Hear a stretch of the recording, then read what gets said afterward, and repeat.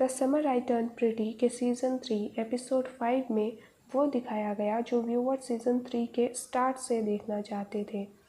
ये पूरा episode Conrad के पर्सपेक्टिव से दिखाया गया है और इस एपिसोड का टाइटल रखा गया है लास्ट डांस।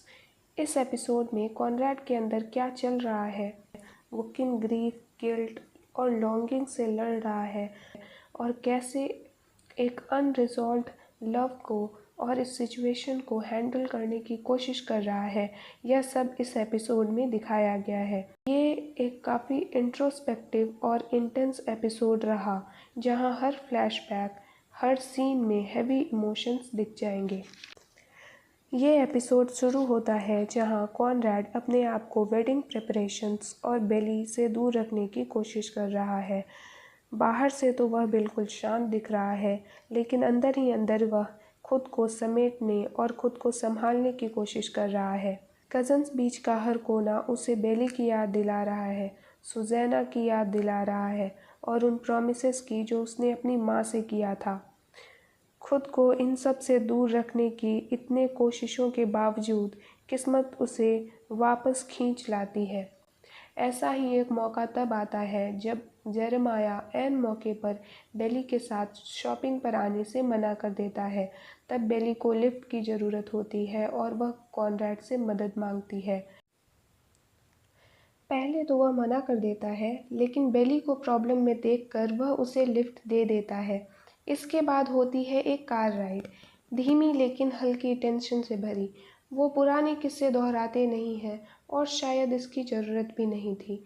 उनके बीच की खामोशी ही सब कुछ बयां कर देती है। कॉनरैड खुद को इन सब से अलग रखने की कोशिश कर रहा था, लेकिन इसके बावजूद उसके एक्शंस काफ़ी कुछ बयां कर रहे थे। पूरे एपिसोड के दौरान कॉनरैड का मन भटकता रहता है, उसे अतीत की बातें याद आती रहती हैं। इसके बाद हमें एक मोटेल का फ्लैशबैक सीन देखने के लिए मिलता है, तब जब कॉनरैड बेली को जाने देता है। उस समय तो कॉनरैड को ये बिल्कुल सही लगता है।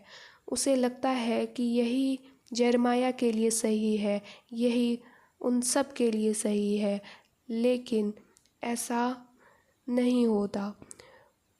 जेरेमाया और बेली को साथ देख करके उसे ऐसा फील होता है जैसे कि ये एक ऐसा दर्द था, ऐसा चोट था जो कि हमेशा के लिए उसके साथ रह गया। इसके बाद एक और फ्लैशबैक सीन हमें देखने के लिए मिलता है, जहाँ पे कॉनरैड अपनी माँ के साथ उनके डेथ बेड पर उनसे बात कर रहा था, जहाँ पर उसने अपनी माँ से प्रॉमिस किया था कि वो हर समय जेरेमाया का ख्याल रखेगा और उसे कभी चोट नहीं पहुँचने देगा। और इसीलिए वो कभी भी जब बेली से अपने मन की बात कहना चाहता था, अपने दिल की बात उसके सामने रखना चाहता था, तो उसकी माँ से किया हुआ प्रॉमिस उसे ये करने से रोक देता था। कॉनरैड लव और लॉयल्टी के बीच लड़ रहा था। हम कॉनरैड के नरेशन को पूरे एपिसोड में सुन सकते हैं।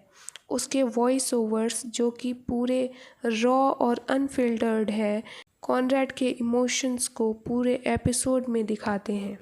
यह लास्ट डांस एपिसोड हमें एक ज़बरदस्त स्टोरी टेलिंग दिखाती है। कोई बड़ा ड्रामा नहीं, बस छोटे छोटे मोमेंट्स जो कैरेक्टर के इमोशंस को बखूबी पर्दे पर लाते हैं।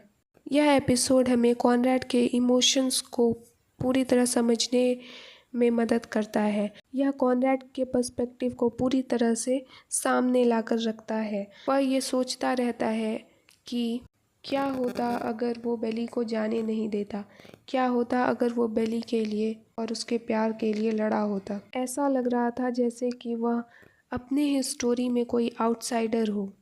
हर सीन में कॉनरैड के सफरिंग्स और उसका पेन फील होता है। एक पॉइंट पे वह बेली और जेरेमाया को दूर से डांस करता हुआ देखता है। उसकी आंखों में जो दर्द दिखता है वो सिर्फ जेलसी नहीं है, वो हार्ट ब्रेक है और रिग्रेट है। उसने कभी भी बेली को प्यार करना बंद नहीं किया और अब वो हमेशा के लिए उसे खो रहा है। इस एपिसोड में छोटे छोटे सब प्लॉट्स भी इंक्लूडेड हैं, जिसमें स्टीवन और डेनीस को दिखाया गया है। जेरेमाया जोकिनली स्टीवन के ऑब्वियस इंटरेक्शन को पॉइंट आउट करने की कोशिश करता है, लेकिन स्टीवन इसे मजाक में जाने देता है। लेकिन ये एक और कज़न स्पीच लव स्टोरी की शुरुआत हो सकती है।